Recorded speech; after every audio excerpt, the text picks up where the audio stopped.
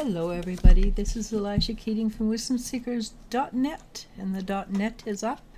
You're welcome to go have a look at it. This is my logo. You can find me, of course, on Facebook, YouTube, Instagram, Twitter, and feel free to reach out, talk to me, see what's what I can do for you, what is available. I'm very happy to talk to people. I'm actually quite easy to talk to. So this is for fire sign, Aries, Leo, Sagittarius for May 26, 2023. So the first card up is the Queen of Pentacles. The Queen of Pentacles can be a person, but this is, I think, more of an energy. And the energy is allow yourself to be confident. Feel sure about who you are. It's very important that you do this. Why? Well, I've got some pretty interesting cards coming up, that's why. But first of all, we'll go with be confident, be self-assured, know who you are. All right. And be willing to change. Be happy to make a change. Make the change consciously, not just willy-nilly. Make the change, but it's kind of a good change. Allow your inner child, the intelligent, the wise inner child, and some children are wise, to come up with what you need to work on. And more than likely it will be the Queen of Swords is making a change, but by making a change by allowing yourself to open your heart. Opening your heart is very, very important. Yes, it won't be easy. People have been hurt so often in this lifetime that opening your heart, trusting with your heart, is very difficult. It's worthwhile. It's very much worthwhile. First of all, what happens when you do that, Six of Pentacles, is things come together. Most important place for it to come together is inside, in your own being. You've done a lot of work. You've done a lot of things over this eons of time, actually. Different bodies, different names, different faces, but you've still done the work.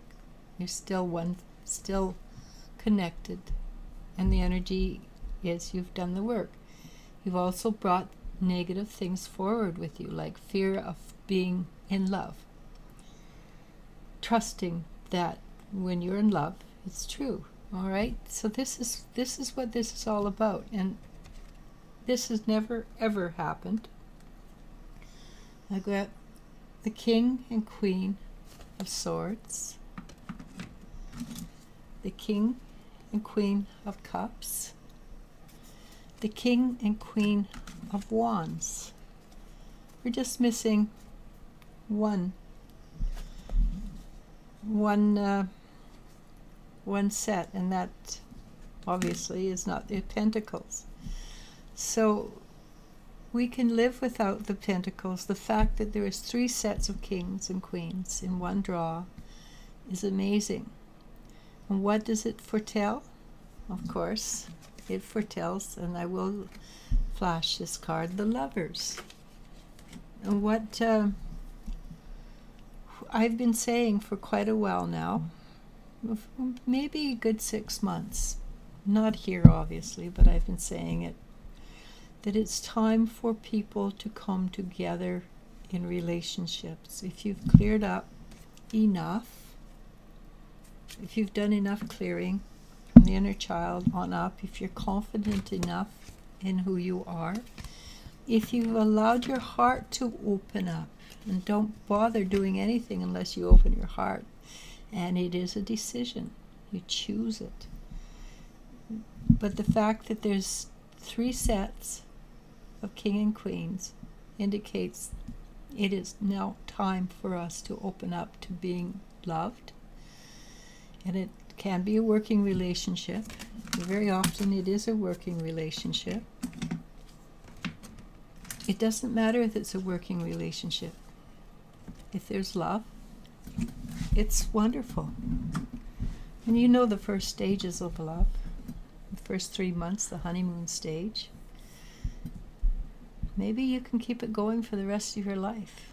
Me at my age, if I have anybody come into my life that's a love, I intend to keep it the honeymoon stage until I die. Why? Why not?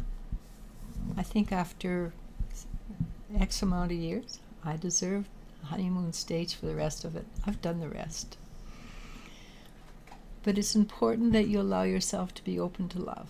It's important because this universe, its building blocks are love. Nothing else, just love. So we are building on the building blocks of the universe, creating the energy that it's returning to. What's a better way to do it? With love. Of course it is. But there's one secret that you want to do. Oh, cool. 2 cards. Is, well, this is your future you're talking about. You want your future to be full of love and joy and happiness. And yes, there will be fights. There's no such thing as love without some kind of disagreement, because then it's not love. It's kind of boring, really. Fighting is part of being in love. Making up is part of the lifestyle. Understanding where the other person is coming from, that's part of love. But the most important thing for me is the Princess of Wands. And that's the magic that goes along with being in love. That's the magic that we pull into the everyday life. You make the rest of your life something worth moving into. So loving, being open to having a relationship that is real, doesn't mean it's fairy tale, but it can be magical, which is different from fairy tale. Fairy tale is, it's always going to be light and gay and joyful, and we're always going to have enough money, and we're always going to be able to do wonderful things. Well, no, that's not true love. But this is what you're opening up to, is true love. And true love brings a great deal of joy. Namaste, namaskar. I love you, and you I do love. Bye.